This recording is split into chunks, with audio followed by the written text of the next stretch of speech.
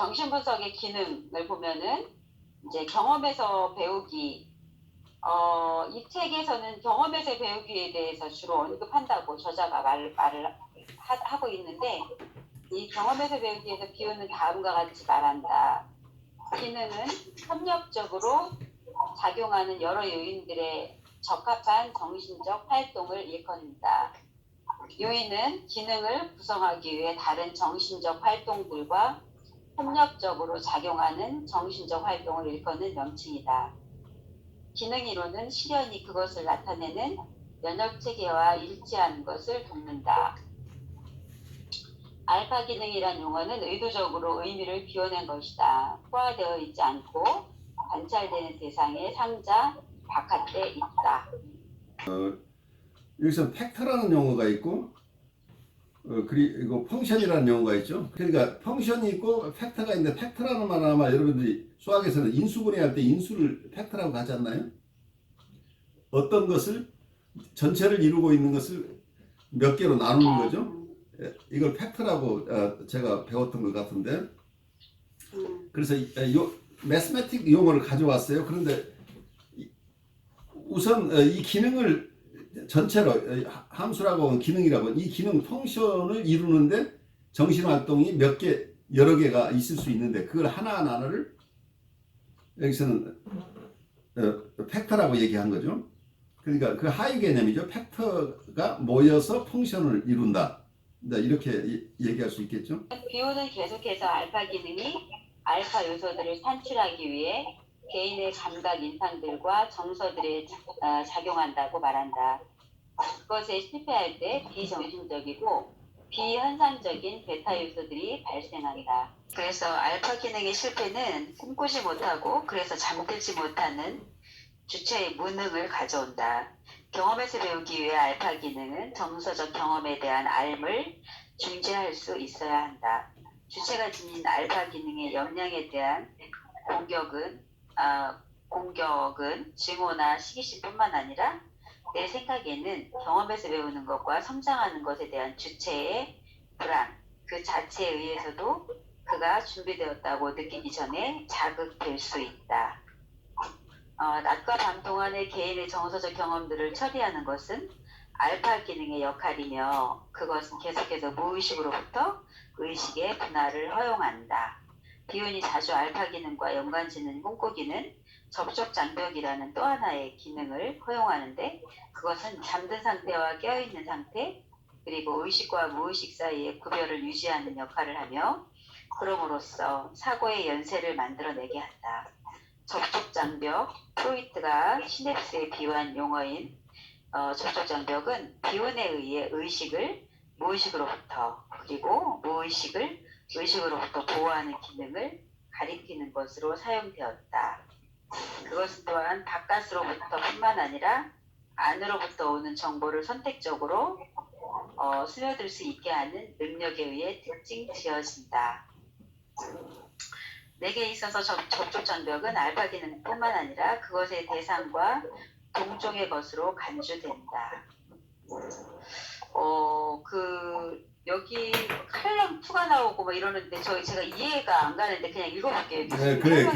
여기서 좌표에서 얘기하는 거예요. 예. 그것은 비운의 좌표에서 칼럼 2가 거짓말, 부인, 칸일뿐만 아니라 하나의 대상을 다른 대상과 구별하는 데 필수적인 부정을 나타내는 칸이라는 점에서 칼럼 2에 해당된다. 다른 말로 나는 접촉 장벽을 알파 기능의 연속으로 본다.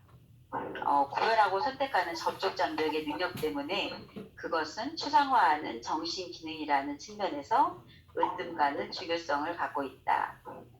비운은 초기에 정신증적 인격과 비정신증적 인격을 구분하는 자신의 전제에 따라 정신증 환자가 정신의 질적 요소를 지닌 의식으로서의 정상적인 인격의 요소를 구석가 안으로 투사하는 것을 경험했을 때 당혹스러웠다는 느낌을 드러낸다. 그는 이것을 자신이 태아였을 때 엄마와 태아인 자신에게 집어넣었던 정서라고 유추한다. 비운은 마침내 자신이 회개를 꿈꾸고 있었다는 것, 즉 감각 인상들을 알파 요소들로 바꿔놓고 있었다는 것을 깨달았다. 우리는 다시 한번 표현이 꿈꾸기와 알파 기능을 서로 바꾸어 쓸 수 있는 용어로 사용하고 있음을 주목할 수 있다. 그는 궁극적으로 환자는 결함이 있는 알파 기능으로 인해 고통받고 있으며 그 결과 그의 정서적 경험들을 변형시킬 수 없는 상태에 처하게 된 사람이라는 것을 깨달았다. 여기까지 우리가 조금 더 소화를 해보죠.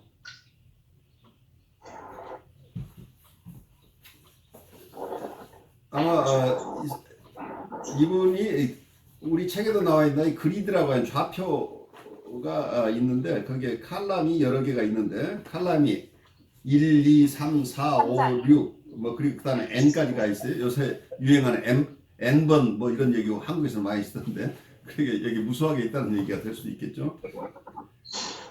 그래서 이게 수평으로는 이렇게 나뉘고 수직으로는 A, B, C, D, E, F, G, H.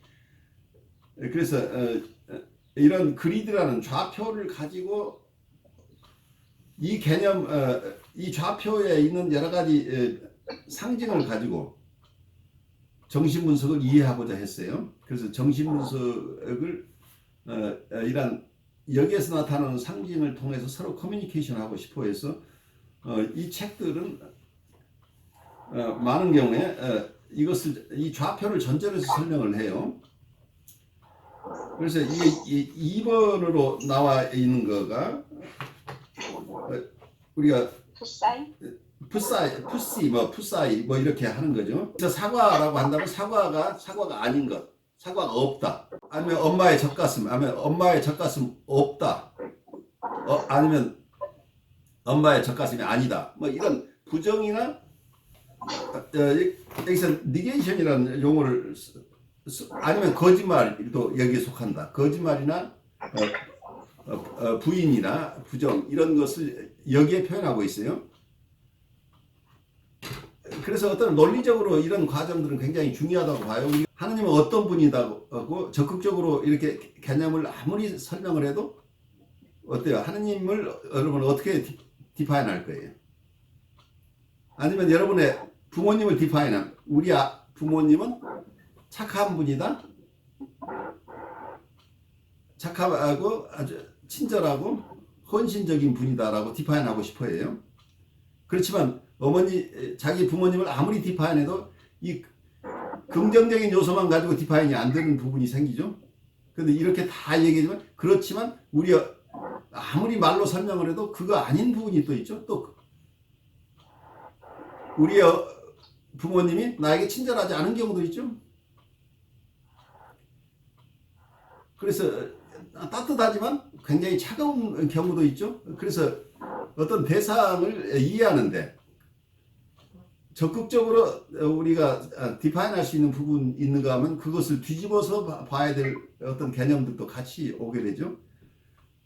그래서 라지컬하게 이걸 잘 설명하려고 애를 쓰고 있는 하나의 개념으로 여기서 칼럼 2가 나와 있다 이렇게 이해를 하면 좋겠어요. 근데 이 개념을 따라가려면 우리가 계속해서 이걸 앞으로 공부해 나가야 될 부분이긴 해요. 그렇지만 이 지점은 굉장히 중요한 부분이죠. 우리가 항상 여러분이 어떤 공부를 할 때 무엇에 대해서 적극적인 정의가 있으면 반드시 소극적인 정의가 있어요. 뭐다 그렇지만 이것이 아닌 것이다 라고 또 설명하기도 하죠.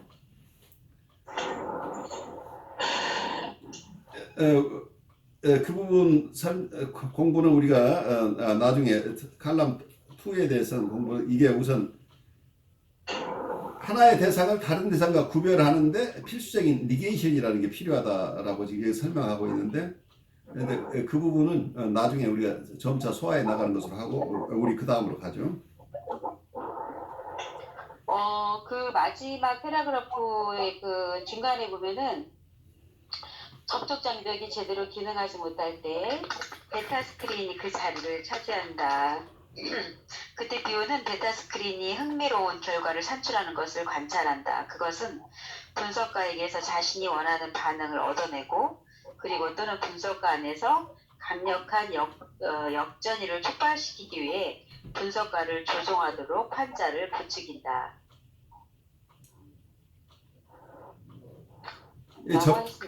이 접촉 장벽이 제대로 작동하지 않은 초기 환자를 얘기를 하고 있어요. 그래서 이걸 이론상으로 이때는 베타 스크린이 생긴다고 하는데, 근데 이분들 임상적으로 관찰할 경우가 아마 임상에서는 여러분들 많이 경험할 거예요. 이 내담자를 만나면 꼭 우리가 무엇을 해줘야 될 것 같은, 그래서 우리로 하여금 강렬하게 이 사람이 원하는 것을 하도록 부추기는 이런 역동이 작용하는데, 이게 우리가 객관적인 역전이라는 걸 이해하셔야 돼요. 이 내담자로부터 오는 것이겠죠. 어떤 프로젝티브 아이덴티피케이션의 개념으로 설명할 수 있겠죠. 그런데 이때 이런 것을 설명할 때 접촉 장벽이 충분하지 않은 상황 속에서 베타 스크린이 여기에 출현한다, 이렇게 설명을 하고 있어요. 그런데 이 설명이 유용한 것인지, 얼마나 여러분에게 도움이 되는 것인지 모르지만 어쨌든 비온이 제시한 중요한 개념 중에 하나죠. 알파 기능에 의해서 알파 요소로 되지 못한 나머지 부분에 대한 것을 얘기하는 거. 그렇죠. 예를 들면 뭐 환자가 이렇게 좋아지지 않고자 하는, 변화하지 않고자 하는 어떤 그 병리를 유지하고자 하는 어떤 그런 부분들도 어떻게 보면 베타 스크린이라고 볼 수 있는 거죠. 베타 스크린이 자기는 그 상태에 그냥 머물고 있다고 하는 현상 유지를 원하고 있잖아요. 네. 변화를 싫어하고 있는 거죠. 네. 그러면 이분은 우리로 하여금 어떻게 행동하도록 만들어요? 이 사람 성장하라고, 우기지 말라고 우리한테 지금 압력을 넣고 있는 거잖아요. 자기 그냥 내버려둬, 이런 상황이 되겠죠. 그래서 우리로 하여금 뭔가 이 환자가 원하는 대로 조정되는 것 같은 느낌을 받는 경우에, 이때 이런 상황을 베타 스크린이라는 개념으로 설명하고자 했다, 이제 이렇게 이해하면 어떨까 싶어요. 정신분석적 요소들. 정신분석의 요소들은 반드시 다음의 특징들을 갖춰야만 한다. 1. 그것들이 본래 서술하던 인식을 나타낼 수 있어야 한다. 2. 그것들은 다른 유사한 요소들과 접합될 수 있어야 한다. 3. 접합되었을 때 그것들은 누구나가 동의할 수 있는 인식을 나타낼 수 있는 과학적 연역 체계를 형성해야만 한다. 기운이 열거하는 요소들의 목록은 다음과 같다. 담아주기, 담기, 편집 분열적 자리, 몰적 자리, 그 다음에 러브, 헤이트, 그리고 K, 날리지, R, 리즌인가요? I, 아이디어, 알파 요소, 그리고 베타 요소. I는 아이디어를, 그리고 R은 LH, 그리고 K의 열정들을 길들이는데 사용되는 이성을 나타낸다. 비유는 그가 이러한 요소들의 목록을 도입하고 나서 곧바로 그것들 중 R과 I를 제외시킨 것으로 보인다. 여기서 정신분석적 요소들이라고 하는 부분을 엘리먼트, 여러분들이 보면 정신분석의 요소라는 말은 어디에서 왔냐면 이 책이에요. 여기 보시면 이 책이 Elements of Psychoanalysis라는 책인데, 이 책은 한 110쪽쯤 되는 작은 책이긴 하지만 굉장히 어려워요. 제가 무척 실험을 했었던 책인데 지금 봐도 잘 모르겠어요. 그만큼 어려운 책인데,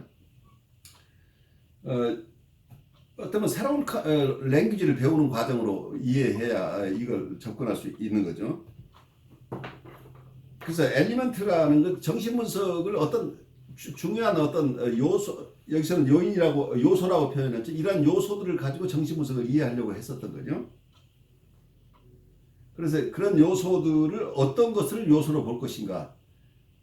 마치 우리가 우주를 이해할 때 옛날에 자연과학자들이 우주는 무엇으로 구성되어 있는가 라고 해서 가장 핵심되는 요소들을 찾아내려고 애를 썼었죠.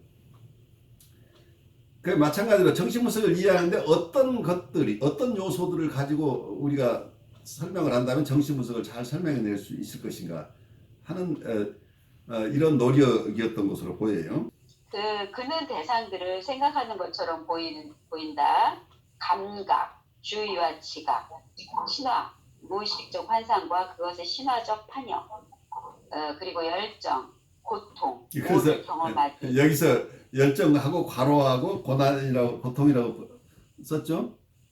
네, 그러니까 원래 여기 패션이라고 원래 그로슈타인 영문에는 패션하고 과로하고 서퍼링이라고 썼어요. experiencing all라는 얘기예요. 그러니까 이 말을 이제 여러분들이 열정으로 패션으로 써놓고 패션으로 써 있는데 그 패션 자체가 오해를 일으킨다는 걸 이미 그로슈타인도 알고 있었어요. 그래서 풀어쓰기를 한 게 서퍼링이에요. 그리고 experiencing all 이게 정신분석 과정 속에서 패션이 있는데 이 패션은 순환이라는 얘기예요. 고통, 그러니까 오를 경험한다는 것은 고통이라는 얘기예요. 그러니까 진실을 대하는 게 고통이라는 걸 여러분들 이해하셔야 돼요. 이건 굉장히 깊은 의미예요. 진실을 마주하는 것이 고통이다. 오를 마주하는. 그러니까 어떤 면에서는 우리가 오라는 개념을 여러 가지로 쓸 수 있겠지만 제가 이해하는 오는 그냥 신비라고 이렇게 좀 넓게 이해를 하는데 우리가 만나는 내담자는 자기 안에 뭔지 베타 요소가 오죠. 자기 안에 전관념도 오죠. 뭔가 알 수 없는 것들이 자기의 정서를 힘들게 하고 정서가 힘든 게 어떤 구체적인 정서로 오기보다는 감당할 수 없는 어떤 것인데 이 사람이 실제 느끼는 것은 명확한 정서라기보다는 감각 인상으로 남는다는 거예요. 뭔가 불편한 거죠. 불편한 거 근데 견딜 수가 없는 불편함이죠. 그래서 우리에게 왔는데 이 견딜 수 없는 불편함이 오이기도 하고 이 환자가 오이기도 하죠. 우리에게는 신비한 대상이죠. 신비하다는 것은 신비스러움을 너무 미워하지 말고 내가 모르는 대상이 신비라고 본다면 그냥 그걸 오라고 볼 수 있어요. 그래 우리 안에 우리가 알지 못하는 것을 우리가 오라고 생각. 내 안에 있는 오죠. 내 안에 있는 신비. 아니면 내담자 안에 있는 신비. 아니면 내담자 스스로도 신비죠. 그러면 이 신비를 만나는 것 자체가 내가 모르는 것을 만나는 것 자체는 굉장히 고통스럽다는 거예요. 내담자는 이 오를 만나는 것이 너무 고통스러워서 우리 왔다는 것을 우선 이해를 하시면 내담자가 가지고 온 이 오를 어떤 오의 한 부분이 베타 요소라고 하는데 이 베타 요소를 소화해내는 것 자체가 우리 고통이죠. 이게 서퍼링이라는 서퍼링 고통인데 이걸 패션이라고 했는데 패션 오브 크라이스트를 이해할 때도 예수님의 열정이 아니고 예수님의 순환이에요. 서퍼링 오브 크라이스트라고 하는 게 그런 의미로 여러분들이 이해를 하시면 비혼을 바르게 이해할 수 있을 거예요. 그래서 오를 경험하는 것 자체를 서퍼링이라고 봤다는 거예요. 그래서 여러분이 내담자를 만나는 것 자체가 여러분들의 고통이라는 것을 여러분들이 이제 체험으로 알고 있을 거예요. 이게 서퍼링이에요. 그러니까 참으로 우리가 모르는 대상, 우리가 모르는 현상을 만난다는 것 자체가 굉장한 순환으로 고통으로 다가온다고 하는데 이게 정신분석 과정 속에 불가피하게 따라오는 것이다. 이제 이렇게 이해하면 좋겠죠. 그리고 여기서 중요한 게 감각이나 신화, 여기서 순환 이걸 들었는데 굉장히 중요한 요소를 짚었어요. 감각 속에서는 여기서 주의와 지각이라고 하는 것. 그리고 신화는 무의식적 환상이나 신화적 판형이라고 하는 것. 여러분들 에더퍼스 컴플렉스 얘기를 계속 하고 있는데 에더퍼스 컴플렉스는 뭐예요? 이건 감각이나 지각이 아니고 신화죠. 여러 가지 신화들을 우리 이론이 어떤 많은 이론들이 여기서 신화 파트에 속할 수 있겠죠. 우리의 감각 지각들은 또 우리의 베타 요소들이죠. 어쩌면 우리의 전관념 속에서 오는 것들은 또 신화적인 요소도 많이 있을 수 있겠죠. 그런데 이런 것을 알아가는 과정 자체는 굉장히 고통스럽죠, 사실은. 내가 감각 이상으로 남아있는 것을 지각하고 거기에 주의를 주고 하는 것. 그리고 어떤 무의식적인 환상이나 어떤 신화적인 판형을 따라간다는 것 자체도 만만치 않죠. 거기서 신화하면 멋지게 우리 기쁨을 주는 것이라기보다는 우리가 고통스러운 것에 근원에 어떤 신화적인 요소가 있다고 한다면 그 신화를 접근해 가는 것도 사실은 고통이죠. 그래서 감각과 신화를 정신분석의 중요한 요소로 본다고 한다면 이 감각과 신화를 따라서 정신분석을 진행하는 과정 속에서는 서퍼링, 여기서는 패션이라고 하는 이 고통스러운 부분이 함께 있다. 그 고통스럽기는 내담자도 고통스럽고 상담자도 고통스럽죠. 그래서 고통을 나누는 사이예요. 그래서 이 어쩌면 치료자와 내담자의 관계는 서퍼링을 함께하는 전우라는 얘기예요. 그래서 어쩌면 이분의 성장이 라이프 코칭 쪽에서 좋은 성장을 할 경우에는 어떤 성장의 기쁨을 나눌 수도 있어요. 그렇지만 그 과정 속에 많은 경우에 서퍼링의 커먼 서퍼링을 쉐어링 서퍼링이죠. 고통을 나누는 관계라는. 그래서 많은 고통을 나누다 보면 기쁨을 나눌 수도 있지만 기쁨을 나누기 위해서 우리를 찾아오시는 분은 많지 않아요. 그래서 여러분은 불가피하게 이분이 기쁨을 쉐어할 단계에 되면 우리를 떠나시겠죠? 근데 정신분석의 과정이나 여러분이 상담의 과정은 고통을 나누는 과정이다. 이렇게 이해하시면 우리의 아이덴티티를 조금 더 잘 이해할 수 있을 것 같아요. 나중에 비오는 분석가가 기억과 욕망을 버리는 것을 지지하게 되고 또한 몽상 상태로 들어가야 한다고 권고하게 된다. 분석가는 감각, 신화, 그리고 순환이라는 요소를 사용함에 있어서 그의 운의 능력과 좌뇌 능력 모두를 활용해야 한다는 사실을 기억하는 것이 중요하다. 스티츠만은 소로와 세네드 가자노를 따라 두 개의 요소를 더 제시하였는데요. 그건 뭐냐면은 중간쯤에 그것들은 알파, 사고로 변형되는 요소와 베타, 환각으로 변형되는 요소이다. 소르와 세네드 가자노는 감마, 자폐적 광신적 비변형의 요소와 델타, 하나됨 또는 성장 변형의 요소를 목록에 포함할 것을 제안한다. 네, 이렇게 해서 일단은 정신분석적 그 기능과 요소들은 이렇게 네, 예, 어쩌면 나중에 우리가 정신분석을 깊이 공부할 때 비온의 아까 보여드린 이 Elements of Psychoanalysis를 가지고 한 강좌를 해도 아주 좋을 거예요. 어쩌면 정신분석을 비온의 관점에서 조금 적절하게 추상화하면서 바르게 이해하는 아주 좋은 방법이기도 해요. 그래서 굉장히 어렵긴 하지만 우리가 애써 볼 만한 가치가 있죠. 나중에 이 비원이 다 끝나고 나서 또 이어서든 또 다른 기회가 있으면 한번 또 도전해 볼 수도 있을 거예요. 우리 그렇게 훗날을 기약하면서 또 가보죠.